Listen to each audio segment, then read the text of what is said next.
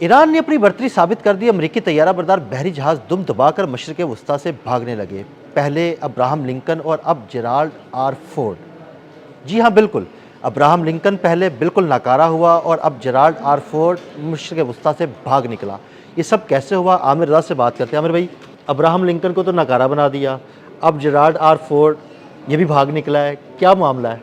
देखिए, ये आया था हैफा की बंदरगाह पर, इसको ठहराया गया था और ये दुनिया का सबसे बड़ा त्यारा बरदार जहाज़ है जिस पर 90 के करीब जो हैं जहाज़ मौजूद है और इससे हमले भी किए गए, यानी इससे वो मिसाइल और जहाज़ भी उड़ाए गए जो कि ईरान पर हमलावर हुए। लेकिन उसके बाद हुआ क्या कि कुदरत ने अपना काम दिखाया और यहाँ पर इनके अपनी लॉन्ड्री एरिया के अंदर आग लग गई और ये आग बढ़ते बढ़ते जो है इनके रहायशी कमरों तक गई और वहाँ पे काफ़ी लोग जो हैं उनके ज़ख्मी होने की भी इत्तला आई।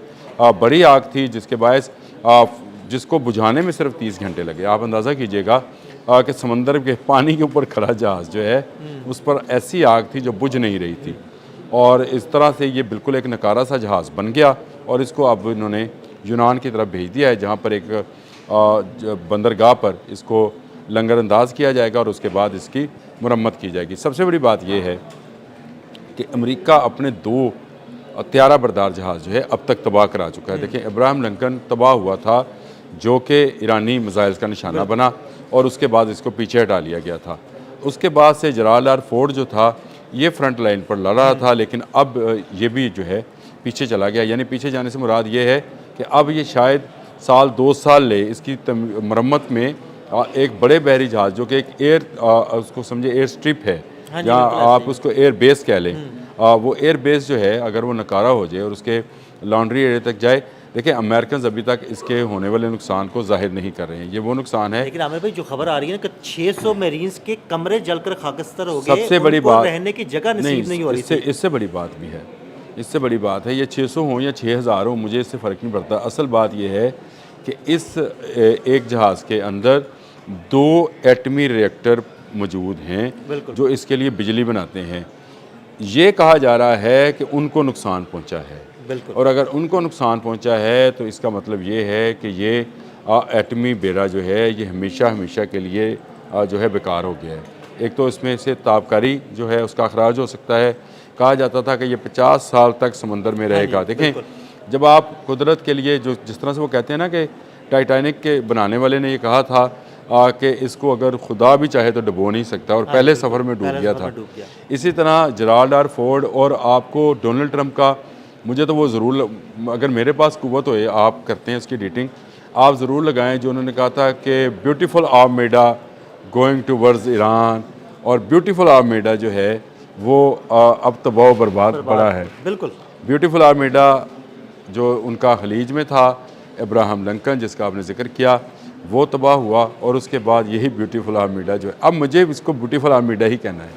ये ब्यूटीफुल आर्मीडा जो है इसमें आग लगी और झुलस कर ये जो है अब ये आईसीयू में दाखिल हो गया है। आईसीयू में गया है, यहाँ पर इसका इलाज किया जाएगा। लेकिन अगर इसके एटमी रिएक्टर्स को, जो कि इस वक्त खदशा जाहिर किया जा रहा है कि इसके एटमी रिएक्टर्स को नुकसान पहुँचा है जो इसके लिए बिजली बनाते थे और कहा जाता था कि ये 50 साल तक जो है ये समंदर में रह सकता है। मेरा ख्याल है ये 50 दिन भी नहीं रहा। बिल्कुल ऐसे 50 दिन भी नहीं ये रहा। जंग से हाँ 20 दिन जंग को हुए हैं। जिस दिन वो यहाँ पे पहुँचा उसी दिन हमला हुआ है। हाँ बिल्कुल, जुमेरात को ये पहुँचा, जुमेरात को पहुँचा और जुमे को हमला हुआ था। 28 फरवरी शायद जुमा बनता था, उस दिन हमला हुआ था। तो आज 20वां रोज़ है जंग का। तो ये 20 रोज़ भी नहीं निकाल सका जिसने 50 साल समंदर में रहकर ईरान का मुकाबला करना था या कुदरत को ललकारना था। मैं सीधी बात कहता हूँ। तो अगर इसके जेराल्ड आर फोर्ड को देखा जाए तो आपने ठीक कहा कि 600 कमरे जो इन्होंने अदाद शुमार दिए हैं कि जी 600 कमरे जो हैं वो चले गए। मरीन्स को जो है वो ज़मीन पर सोना पड़ा और मलाह जो हैं वो ज़ख्मी हुए। 30 घंटे लगे हमें आग बुझाने में और इन 30 घंटों के बाद जब आग बुझी तो नुकसान इतना ज़्यादा था कि ये किसी काम का नहीं रहा। अब इसको यूनान के एक जजीरे की तरफ भेज दिया गया है जहाँ पर जाकर इसकी मुरम्मत जो है। आमिर भाई, वो जो एक दौर में ये तस्वर किया जाता था कि जी अमेरिका का बड़ा खौफ है, अमेरिकी बहरी बेड़ों का बड़ा खौफ है, वो नाकाबिले तस्खीर हैं, लेकिन इस जंग में तो ईरान ने बिल्कुल ये साबित कर दिया कि कोई भी चीज़ नाकाबिले तस्खीर नहीं है और बहरी बेड़े तो बिल्कुल तबाह बर्बाद कर दी। आपने बड़ी अच्छी बात की। मुझे ये शक है कि ये कोई प्रोजेक्टाइल था ईरान का जो इसको लगा बिल्कुल है ऐसा ही है। और उसमें आग लगी है, लेकिन अपनी सुबकी और अपनी हफ्की जो है वो उसको मिटाने के लिए इन्होंने ये कह दिया कि इसके लॉन्ड्री एरिया में आग लगी। मेरा ख्याल ये है कि ईरान ने जो हैफा की बंदरगाह पर आपको याद है हमला किया था, पहले एक व्लॉग किया था किया जिसमें ये था। बात की थी, उसने हैफा की बंदरगाह पे हैफा की बंदरगाह पर हमला किया था। बंदरगाह से थोड़ा सा ही दूर नहीं, है। हैफा की बंदरगाह तकरीबन इसको समझे, ये उसी- देखें उसी एरिया में ही है शायद। बहरी बेड़ा जो है बहुत बड़ा होता है, ये बंदरगाह में कोई किनारे के साथ आके कभी भी नहीं लगता है, ये दूर रहते हैं।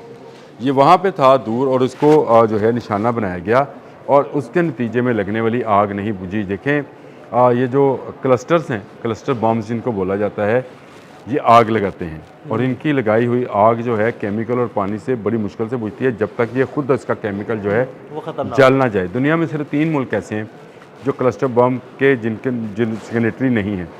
पहला अमेरिका है, दूसरा इजराइल और तीसरा ईरान है। और ईरान इस वक्त इजराइल पर क्लस्टर बमों से हमलावर है, जिसको रोकना किसी थॉट, किसी पेट्रियाट, किसी एरो सिस्टम का जो है वो बस के बात नहीं है। बात है, एक मिसाइल जाता है फिर उसमें से बहुत सारे बम निकलते हैं। तो किस किस को रोकें? वो जैसे बिल्कुल एक वो हम हवाई नहीं देखते जब ऊपर जाती है और फायरवर्क्स जो देखते हैं तो ऊपर जाकर वो एक जा रहा होता है, फिर मुख्तलिफ निकलते हैं उसमें से। उसी तरह से ये है। और इसी की आग जो है 30 घंटे तक नहीं बुझी है।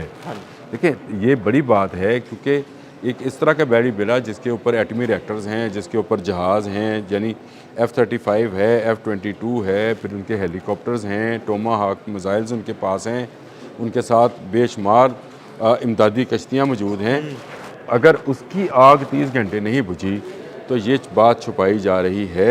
मेरा अपना अंदाज़ा है और मैंने अभी तक जो इसको देखा है, मुझे लगता है कि ये जेराल्ड आर फोर्ड के ऊपर क्लस्टर बम की बारिश हुई है और इसके मुख्तलिफ हिस्सों में आग लगी है, जिसको ये अब छुपा रहे हैं और कह रहे हैं कि लॉन्ड्री में देखें, लॉन्ड्री में किस चीज़ से आग लगेगी। सोचने वाली बात है। लॉन्ड्री में तो ऑलरेडी पानी होता है और कपड़े धुल रहे हाँ, होते हैं। नहीं, अगर यहाँ का कोई ठेकेदार ने बिल्डिंग बनाई हो तो मैं कहूँ यार ये शॉर्ट सर्किट हो सकता है, क्योंकि वो तारें नाकस होती हैं। एक ऐसी एटमी रिएक्टर से चलने वाला उसके अंदर क्या कोई तार शार्ट हुई थी जिसका आग बुझाने के लिए इनको 30 घंटे लगे। ये क्लस्टर बम वाला जो था ये हमला था जिसमें जेराल्ड आर फोर्ड, देखें अब्राहम लिंकन को इन्होंने छुपाया, पहले छुपाया फिर उसको भगाया। अब जेराल्ड आर फोर्ड को भी ये छुपा रहे हैं, लेकिन ये क्लस्टर बम का हमला है जिसने इसके मुख्तलिफ हिस्सों को आग लगाई है। और मुझे अंदेशा है कि इस पर खड़े जहाज़ भी तबाह हुए हैं, लेकिन अमेरिका जो है, अमेरिका को कि ये अगर खलीज की तरफ होता तो बहुत सारे ममालिक इसको रिपोर्ट कर सकते थे। ये था इसराइल की तरफ, तो अगर इसराइल की तरफ हैफा की बंदरगाह के साथ था तो इसराइल और अमेरिका जो है अपने नुकसानात अभी तक छुपा रहे हैं। और मैंने आपसे कहा था ये कब तक छुपाएंगे, आखिरकार ये सामने लाए जाएंगे। जब सामने आएंगे तो लोगों को नज़र आएगा इनके बहुत सारे जहाज़ और मिसाइल्स और इनकी बोट्स जो हैं वो इसमें तबाह हुई थी।